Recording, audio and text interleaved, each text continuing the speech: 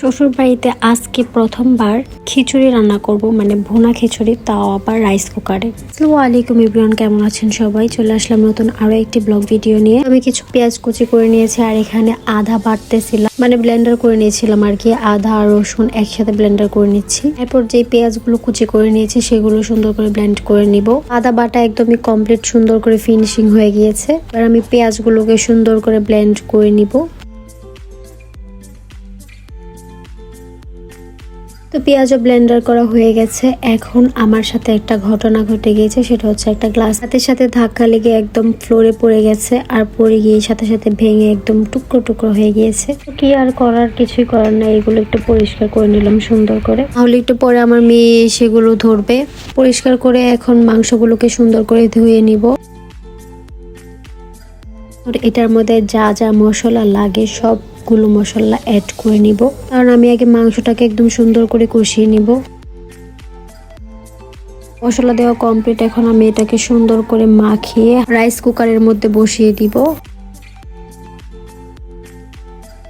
মাংসটাকে কষানোর জন্য পরিমাণ মতো পানি দিয়ে দিব। টমেটো কুচিটা মনে ছিল না, মিস করে যাচ্ছিলাম, যে কারণে এরপরে দিয়ে দিয়েছি টমেটো কুচি কেটে, আর দিয়েছি কাঁচা মরিচ। এবার চুলাটা অন করে দিব। এই তো অন করে দিচ্ছি চুলাটাকে। রাইস কুকারে রান্নার পদ্ধতিটা কিন্তু একদমই সহজ। মাংসটাকে বসিয়ে দিয়ে এখন আমি চাল ডালগুলোকে সুন্দর করে ধুয়ে নিব। মাংসটা হতে হতে চাল ডালগুলো একটু ভিজে থাকবে, যে কারণে আর কোনো প্রবলেমই হবে না। এগুলোকে আমি সুন্দর করে ধুয়ে নিব কয়েকবার ভালো পানি দিয়ে। আমার চাল ডাল ধোয়া শেষ। এখন এগুলোকে রেখে দিব কিছুক্ষণের জন্য।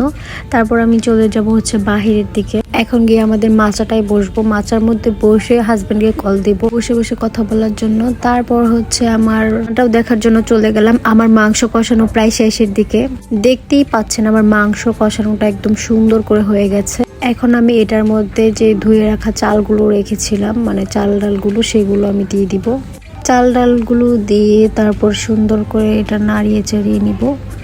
আর জানি না লাস্ট পর্যন্ত আমার খিচুড়িটা কি খাওয়ার উপযুক্ত হবে কিনা। রান্না তো করতেছি ভালোভাবেই, কারণ রাইস কুকারে খিচুড়ি কোনোদিনই রান্না করি নাই, আর ভুনা খিচুড়িটা তো একদমই কোনোদিন রান্নাই করি নাই, একদমই প্রথমবার রান্না করতেছি। এমনিতেই খিচুড়ি টাইপের কিছু রান্না করলে শাশুড়ি মাই রান্না করে, আর প্রথমবার রান্না করতেছি দেখে আমি অল্প পরিমাণে রান্না করতেছি, কেননা কিরকম হয় কে জানে। তো আমি মশলার সঙ্গে চাল ডালগুলোকে একদম সুন্দর করে অ্যাড করে নিয়েছি। এখন পানি ঢেলে সুন্দর করে এটাকে আবার নাড়িয়ে চাড়িয়ে দিব।